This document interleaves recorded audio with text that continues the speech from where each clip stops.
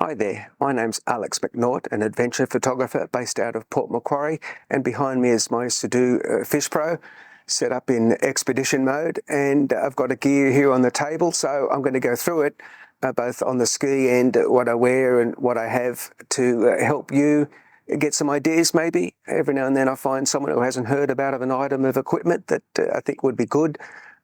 Your mission could very well be different to mine too, so take from it what you will. It's nothing more than what works for me. I've done a couple of years intensive rescue, so I've seen quite a lot, not necessarily always good. And so, I've come to this point in time with all this gear for a good reason. It's partly who I am, it's partly what I do, and it's partly from what I've seen. So, it's going to be a long list, but just take of it from what you want, and hopefully it might help you.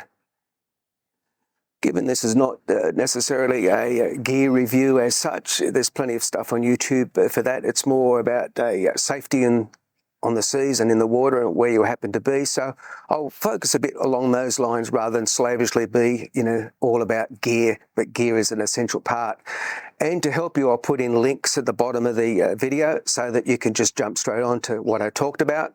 And that will help you find all the details that you're after. And you might go off and do separate searches, reviews on them, and so on and so forth.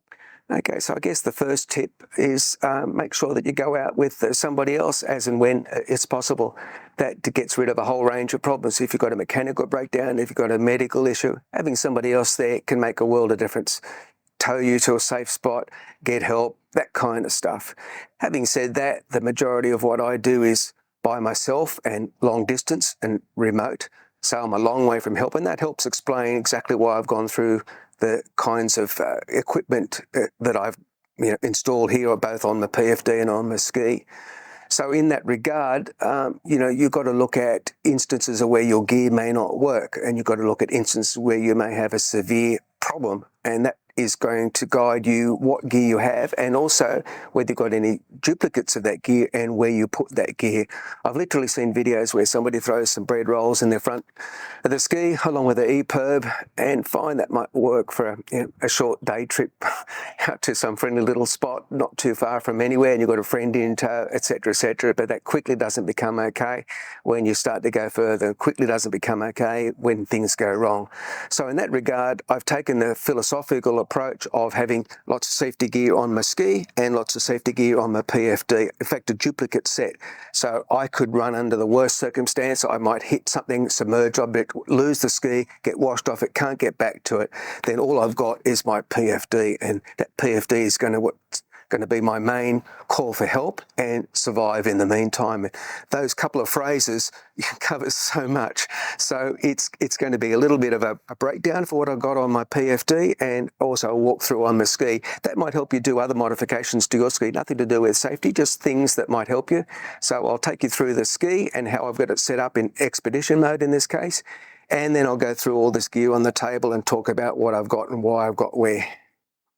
Okay, so let's start at the front of the ski and work back, not necessarily for any particular reason, other it's just easy to do it.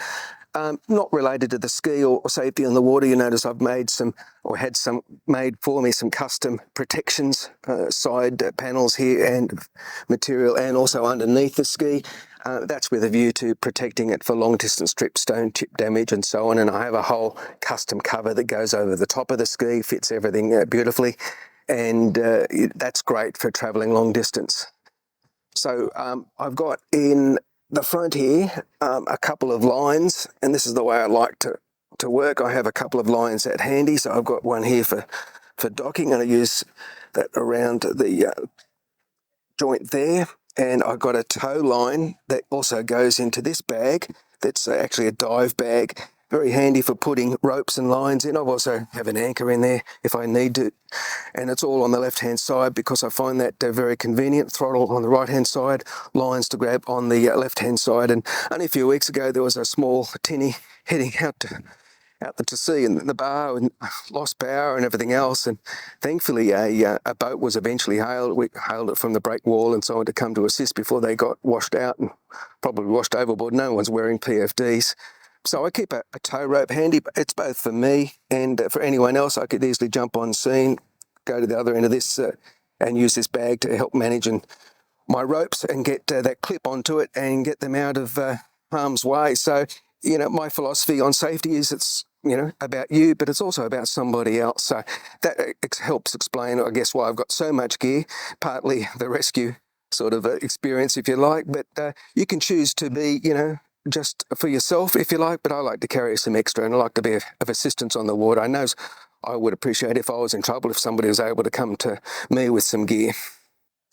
So looking in the tub now, a couple of the standard to-do locations here for things, a fire extinguisher on the right-hand side and a marine-specific first aid on the left-hand side.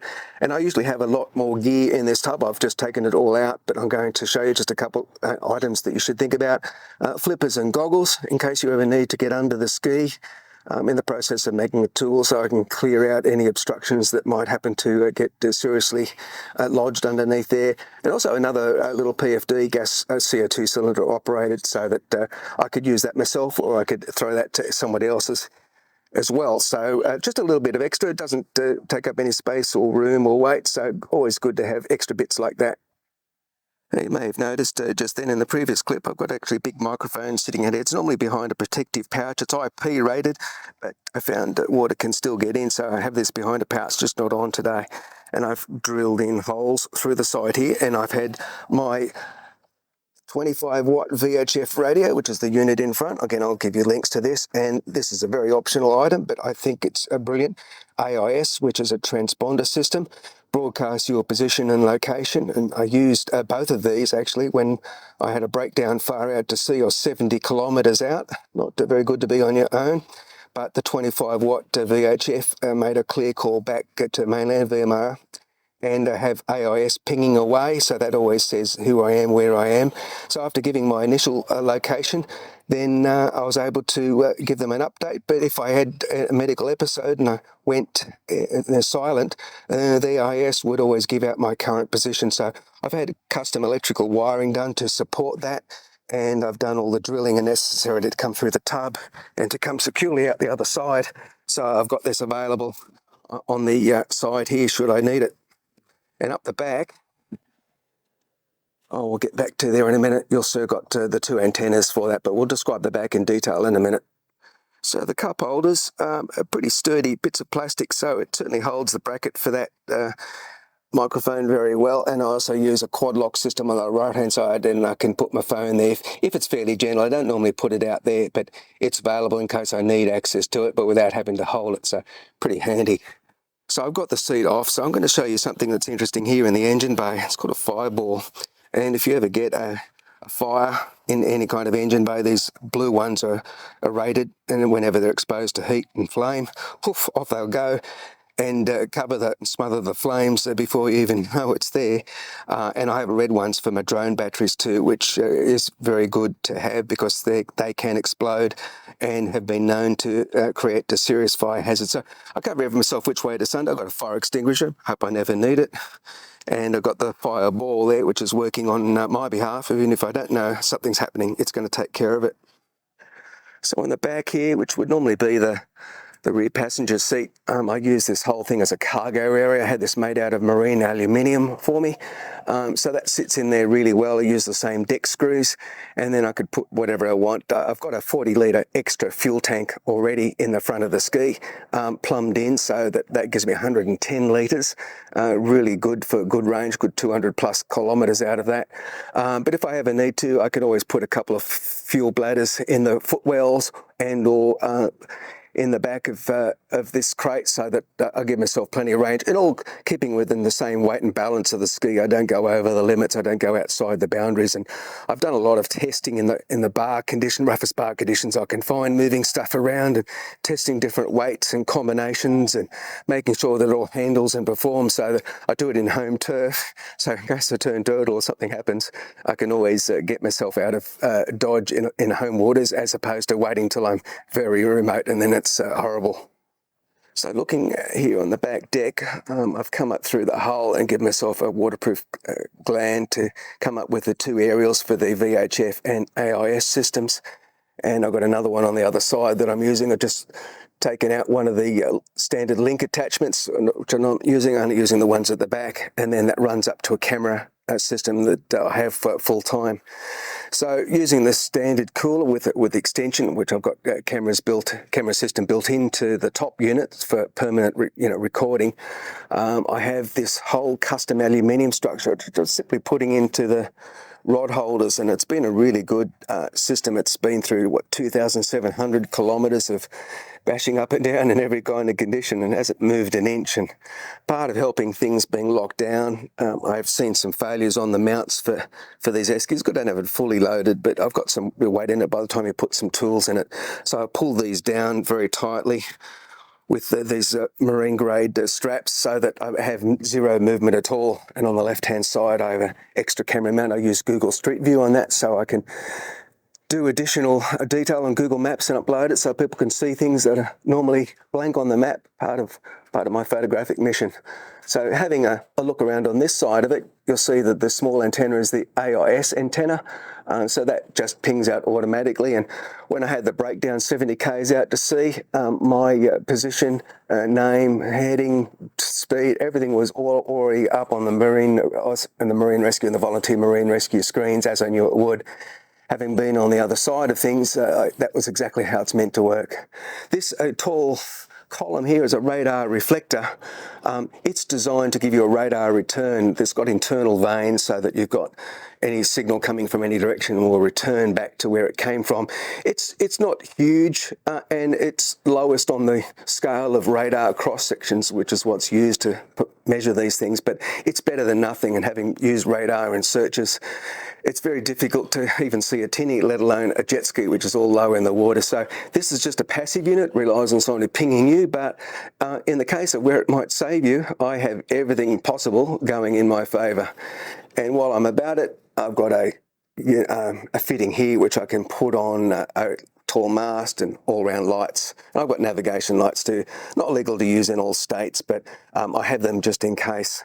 So coming around to the front, you can see that antenna is a folding VHF antenna.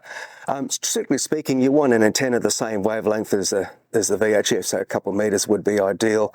But having a talk to the local radio guy, he assured me that this slightly smaller antenna would give me nearly equal performance, and it's folding because it has to fit underneath the roller door. Got very tight margins here. And, it's just brilliant. When I did that 70k call from out at sea, it just went straight through to the mainland radio base, clear as a bell. So, yeah, I can highly vouch for it. The other thing I've got going there is my front and rear facing video cameras. It's actually a dash cam off a motorbike, so weather rated and IP rated and all of that. And just a telescoping mount, so I put it up and down and have it down when I'm not using it up. It gives me a great view forward, a great view back, and that way I can just record the entire time on the water. If something really exciting happens, well, I've already got a record of it and no fumbling around. So while we're about it, we'll come to this interesting looking unit. This is part of my philosophy, is if I have enough on me to survive, that's great. Even more, even better. And if you come across other people that need help, you can do that too. So I believe in being a good citizen on the water. So I've got to make sure that I keep myself fully equipped. So I have a EPIRB in here, a V blanket. Strictly speaking, you don't need that in every jurisdiction around Australia, but some do require it. And I have a knife, and I have another knife, and I've got always a knife strapped to me and a couple more in the tub along with the gear that I showed you earlier. So I keep a fair deal of this kind of stuff around. That's the duplicate type of approach. In fact, I've got triple redundancy for satellites. I'll show you on my PFD what I mean by that. This is my backup of my backup. And of course, I've got flares for both the day and night so that you can get signal going. You might be far out to sea, there might be plane searching and so on, and these will be great. Once you've seen that somebody's searching for you, let one of these off, day or night, the right flare for the right occasion, and that again just adds more stuff in your favour. Last but not least, you'll see this ore on the right hand side. It's actually using a spear gun rack. I've used up to 2 of these at a time, and have a look through my channel. You'll see where I went up far upriver with the big crocs. And I used these racks on either side and had a bit of medieval armoury for a bit of protection and a bit of a joke and a bit of a laugh. But for serious things, I have this ore just in case. If I was up the Croc channel, it was 15 k's upstream and got down only 20 metres wide, and looking at croc slides to the left and to the right of me and bigger than misc when I was slipping into the water. You've got to have some kind of other method if you have a breakdown. And I went on an outgoing tide, so the water's going out to sea, so I could at least get my way down the stream, and when the mouth opens up, I could paddle my way over to the ramp or to some safe spot, and instead of just going out to sea and having no control. So I do believe in having some control, so that's been quite a neat little thing. I've ended up having to put the blade of this at the back and the long handle at the front. It's a very sturdy item, and that's what you want. You don't want a cheap and nasty little thing.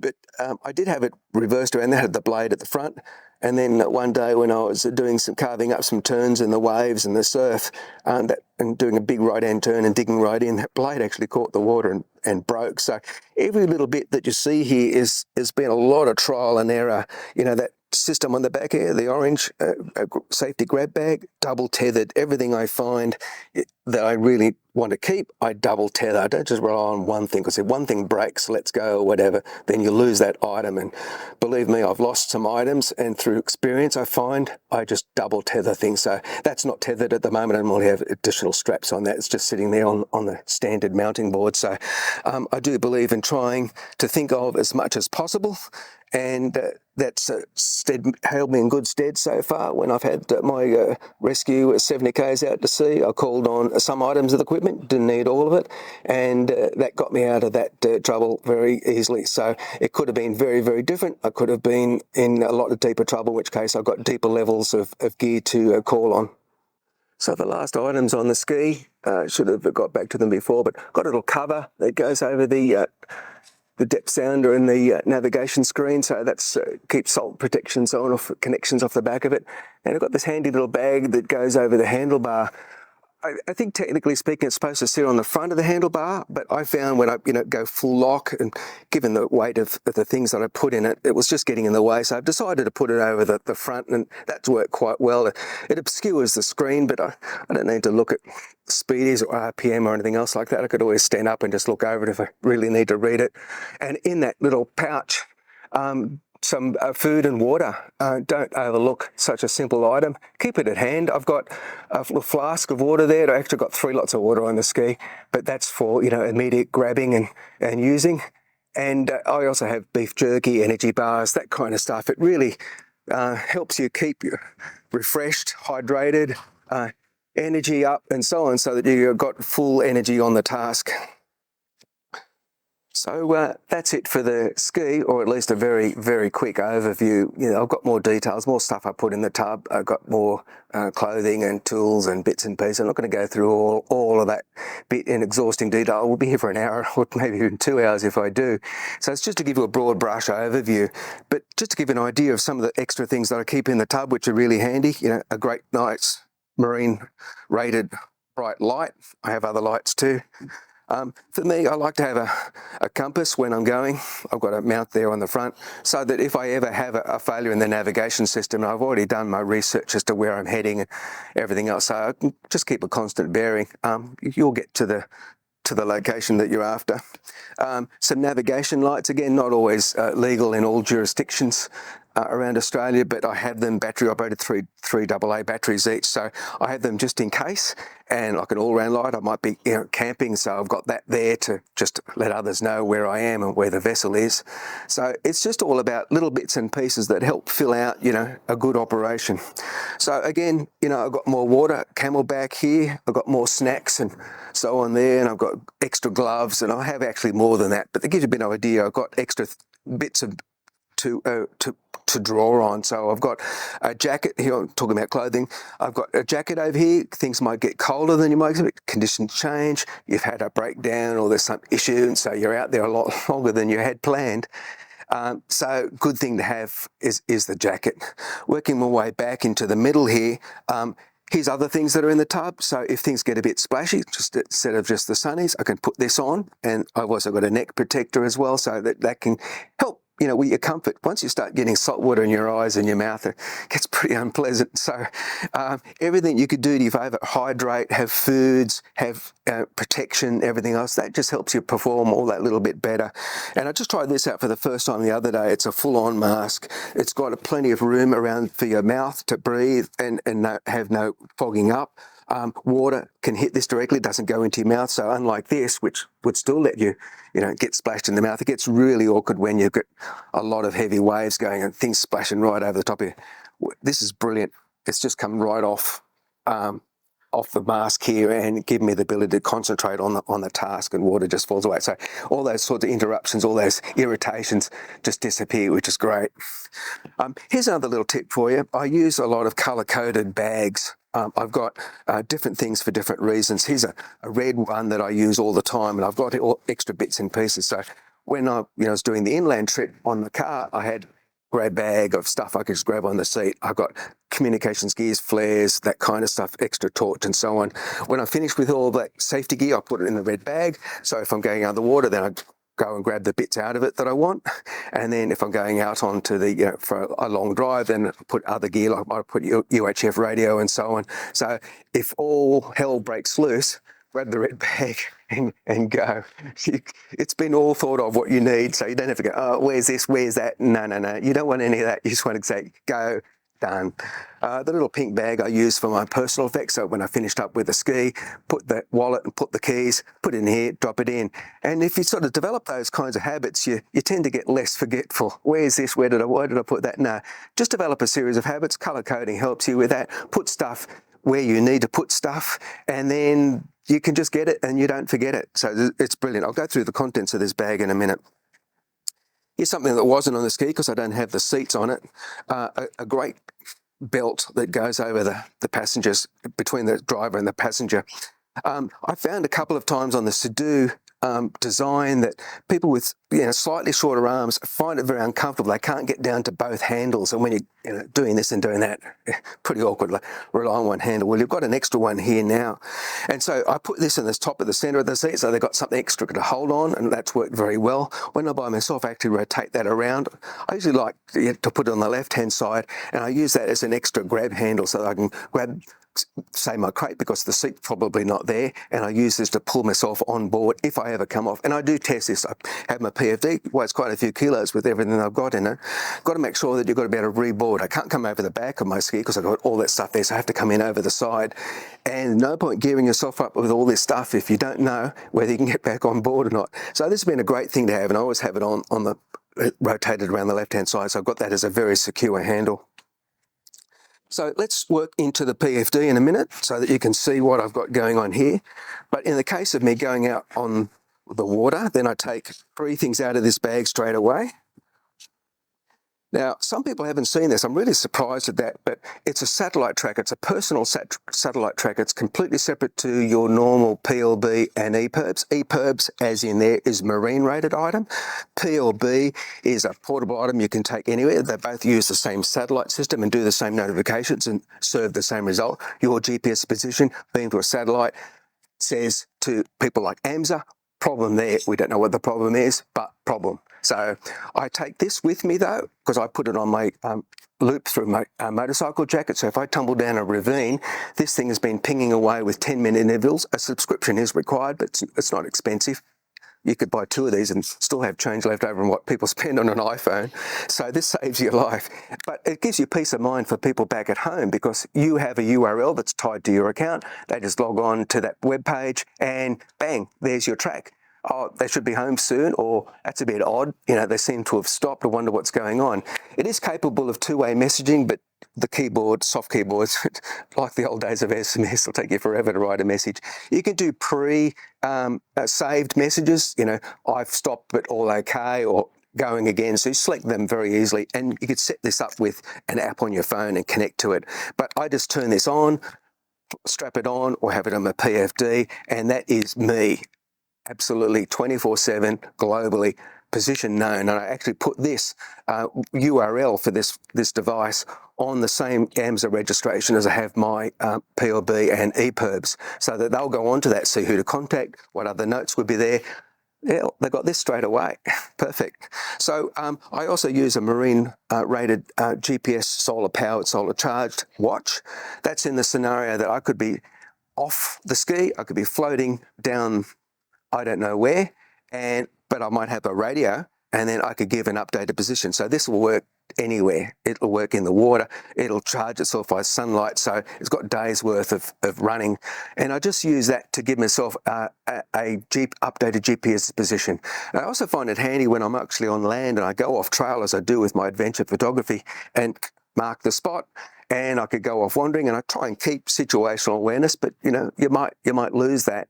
And so with this, just distance and bearing, back to home. There's nothing worse than going in the wrong direction. Don't have enough food, don't have enough water. Eventually you'll get into trouble. This is lightweight and runs for days. And this runs for days too. The Garmin InReach, very modest power consumption, run for multiple days. USB-C in, charge it up, done and dusted. So the PLB is a no-brainer. I have that with me. So what it in effect happens is that on the water, I've got triple redundancy. So remember, with planes, they have redundancy, 2 screens, 2 pilots, everything else. So for really important stuff, 2 of them. For really, really important stuff, 3. So on the water, I've got the EPIRB, but I might lose the ski. I might even get to that.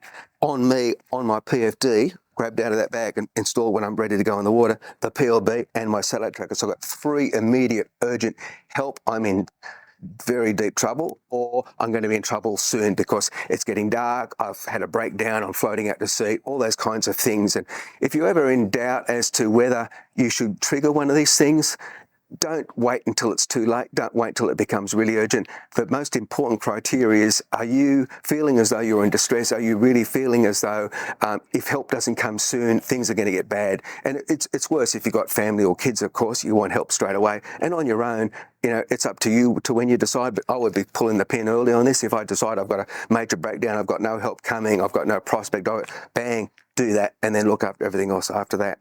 So other things I have in this red grab bag, an extra torch. I've got several torches. This is an underwater cave torch, so this will work till forever. 2 very large batteries on it and multiple power levels, so you can conserve power, a spot and a wide beam. Put on your head. This will work in marine conditions, no problems. If we work underwater in a cave, it'll work in the marine conditions. And I have a couple of extra things here, just a couple of extra flares, not necessarily needed for everything because I've already got some flares on the ski, but I put them here as well because I take this in the car. You never know. So if I put all this stuff in here, all the gear that I need, and pull out for a particular trip, then it's in one place and not going to be forgotten. So let's get to this baby. So this is my all-in-one survival system when I'm at sea. So I don't believe in just one thing, as you've probably got the hint. I may have lost the entire ski. I might get washed away from it and unable to reach it for whatever reason. Could be the waves, could be the current, could be lots of different things. So I need to know that on this PFD, I can call for help and I can get out of trouble. So I already have a slot in this bag because this is the way this particular Sudo brand PFD works. So I've got a Camelbak here, so that nothing worse than you get salt water in your face for hours and having some water, fresh water around your lips and everything else and having a drink, that will just be brilliant. I also pack a couple of extra flares in the back so that here's another one, a parachute one down there too. Here's me. I'm over here as well as all the electronic things which are giving GPS position. Nothing better than giving a visual. There might even be a yacht that's simply not listening in on the emergency systems. Wouldn't have any idea. You see a yacht over there, you want help. You might be still a couple of hours away from a plane coming or anything else. Call for the nearest help. Whack off a flare. They'll see that or big orange smoke and come over. So I have this on me. I've got extra in there and I've got extra in the grab bag. If I get them and they're a bonus, that's great. So on the front, I have my satellite tracker that I put in this pocket, so that's just always with me. And I have in the front here a pouch, and I can put in the PLB. So when I'm ready to go out in the water, then I've already got a few items already in here. So I have a strobe, high-powered strobe, and an extra headlight, little small one, and an extra knife. I've got several knives. I always have a dive knife on me. I've got a dive knife in the tub and 2 in there. I hate the thought of getting caught up with ropes and lines and everything else. And this is a high-powered strobe, so that you might, heaven forbid, but you might end up being in the dark and you need to give a really good bright light. These strobes will run for 24 hours just on a couple of AA's, but they also have extra batteries in their own bag, within the bag as well. So again, it's all about redundancy. Don't rely on one set of batteries. Have a second set. You just never know. So I have this as absolutely standard because this could end up being really important, or you may never use it. I hope I never use it, but it's there in case I do. So, and then on top of that goes the PLB, so I can zip that up. Good to go. So last but not least, we'll actually have a couple of things. A whistle. A whistle can be really surprisingly useful if you're in running water, like I've gone with a group going up to 400 Ks up the Upper Murray and below the Snowies. You could be in snag, you could be caught somewhere and no one could hear you or see you. A whistle's nice and loud. It can also be heard in other low visibility situations. I've got another knife here, a safety knife, so that I can cut things with, so that's always with me as well as that. Again, you can see how I'm particular about having knives. Camera mount, not relevant for this. I've got a few camera mounts going.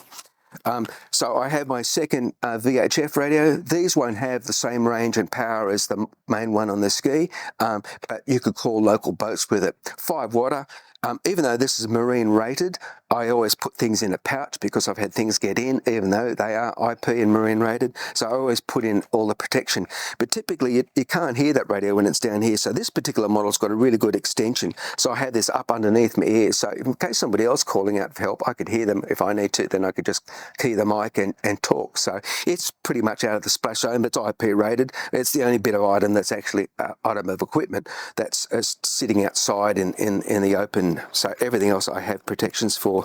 So that's a little bit of a rushed overview. I hope you get something from it.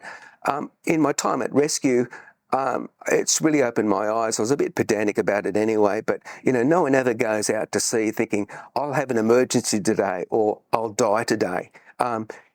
It happens.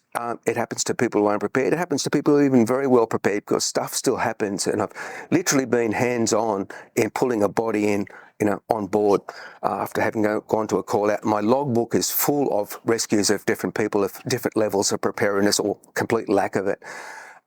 So, you know, I do it for good reason. I don't do it because it's crazy over the top. I see a place for everything here. Maybe that doesn't suit you to spend as much as I have. Maybe you think, oh, I'm okay. I've been doing this for years and nothing has happened. Well, my logbook's full of people like that. Don't be that person. Look after yourself and look after your friends. So go with a friend if you can, and if you can't, and you're like me, you've just got to do your job and you're well away from any kind of help, equip yourself 2 or 3 times more than you think you need, because stuff sometimes is needed. And I hope that this has given a bit of an idea on what I think is a safe way of going about stuff for my mission. Maybe your mission's likely to be very different, but I'm happy you got some ideas from it.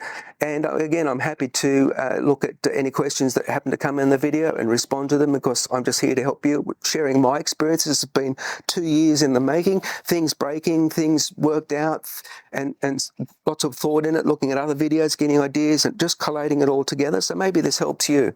So I hope to see you out in the water. It's damn good fun out there, and I think if we can go out and have fun and come back, everything is good. Have a good one.